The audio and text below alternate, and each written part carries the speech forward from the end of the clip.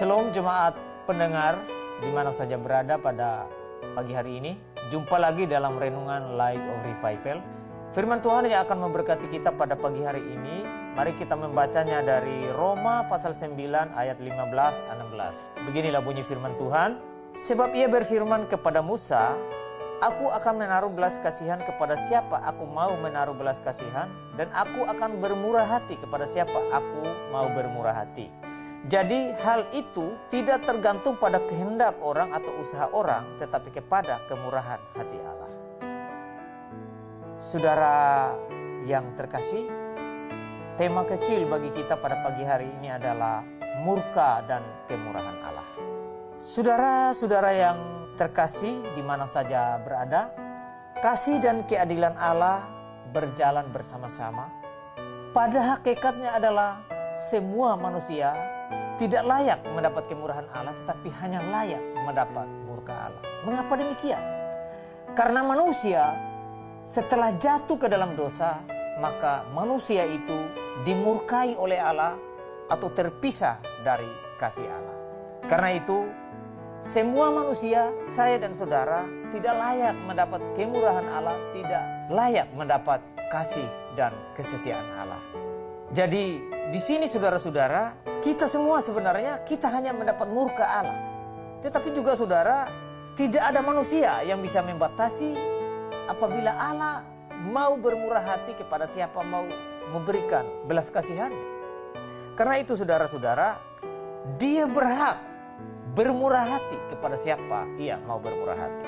Nah saudara-saudara, pertanyaan bagi kita adalah, apakah kemurahan Allah terjadi karena kebaikan manusia? Jelas-jelas dari ayat kita tadi tidak. Pada ayat 16 dari teks kita tadi mengatakan, jadi hal itu tidak tergantung pada kehendak orang atau usaha orang, tetapi kepada kemurahan hati Allah. Jadi di sini dikatakan sekali lagi, hal itu tidak tergantung pada kehendak orang atau usaha orang. Jadi kalau Allah bermurah hati kepada siapa dia mau bermurah hati, dia mau memilih siapa untuk diselamatkan, dia mau mengasihi siapa, itu hak Allah. Bukan karena orang itu baik, bukan karena orang itu dia berusaha, bukan orang itu setia kepada Allah sehingga dia mendapat kemurahan Allah, tidak. Tetapi itu hanya kemurahan hati Allah semata.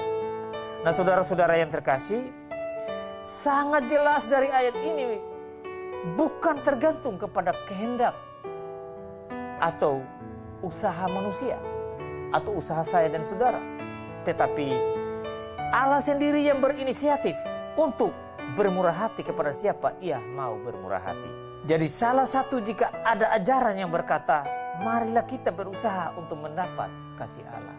Saudara-saudara, itu salah. Ajaran seperti itu kontras, bertentangan dengan ayat yang baru saja kita baca. Jadi marilah kita mencermati baik-baik. Ketika pengajar-pengajar kita mengatakan bahwa kita harus berbuat ini, harus berbuat itu supaya kita mendapat kasih Allah, tidak. Ayat kita membantah dengan keras bahwa bukan usaha manusia, bukan kebaikan manusia. Nah saudara-saudara, hal yang lain, kemurahan Allah diberikan secara cuma-cuma. Saudara-saudara, Allah bebas berdaulat di dalam kemurahannya. Tidak ada seorang pun manusia yang dapat menuntut kemurahan Allah itu.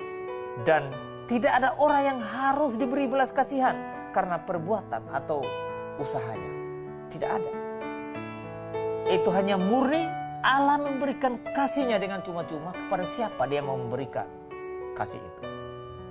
Nah saudara-saudara yang terkasih, karena Allah memilih Kristus sebagai juru selamat orang dari dosa, maka orang-orang yang percaya kepada Kristus sebagai Tuhan dan Juru Selamat, orang-orang yang percaya kepada Kristus sebagai Tuhan dalam pengertian yang setinggi-tingginya, pasti mereka memperoleh kasih dan kemurahan Allah.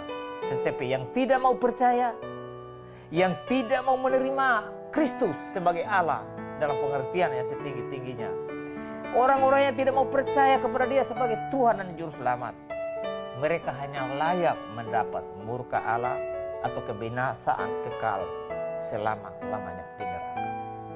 Nah, saudara-saudara yang terkasih, bagaimana dengan saya dan saudara? Apakah sampai dengan saat ini ketika kita menjadi Kristen, kita sudah pernah merasa bahwa kita sudah mendapat kemurahan Allah, sudah pernah mendapat kasih Allah? Artinya di sini bahwa apakah saudara sudah pernah ada satu titik dalam hidup saudara, sudah punya keyakinan keselamatan? Jika saudara mati dari dunia ini, dari hidup yang fana ini, apakah sudah ada satu iman atau satu kepercayaan, satu keyakinan bahwa saudara akan selamat atau masuk surga karena beriman dan percaya kepada Kristus atau tidak? Banyak orang Kristen hari ini kalau ditanya, kalau kamu mati pergi kemana? Mereka selalu menjawab, tidak tahu. Kalaupun mereka terpaksa bilang pergi ke surga, kalau ditanya, kenapa kamu pergi ke surga? Mereka akan menjawab, saya kan sudah jadi majelis, sudah jadi pendeta, sudah dibaptis, sudah rajin gereja, sudah melayani sekian puluh tahun. Itu jawaban mereka dan itu pasti salah, saudara. Tidak sesuai kitab suci. Kitab suci, kita dibenarkan dengan cuma-cuma karena kasih Allah. Hanya dengan iman percaya kepada Kristus kita diselamatkan. Nah, apakah saudara sudah punya keyakinan ini? Sudah punya iman seperti yang dikatakan oleh Alkitab? Bahwa hanya iman kepada Kristus bisa selamat, mendapat kasih karunia Allah, atau belum? Kalau belum, saat ini marilah terima Dia, percaya kepada Dia sebagai juru selamat dan Tuhan kita, supaya kita mendapat kemurahan dan kasih setia dari Allah. Biarlah firman Tuhan memberkati kita. Mari kita berdoa. Tuhan, terima kasih sekali lagi. Biarlah kami semua yang telah mendengar firman ini diberikan kasih dan kemurahan-Mu supaya kami boleh mendapat keselamatan. Ampunilah segala dosa dan salah kami sehingga kami layak mendapat kasih karunia Allah. Di dalam nama Yesus kami berdoa. Amin. Shalom saudara-saudara terkasih, biarlah firman Tuhan boleh menjadi pedoman di dalam langkah hidup kita di sepanjang waktu yang tersisa. Shalom.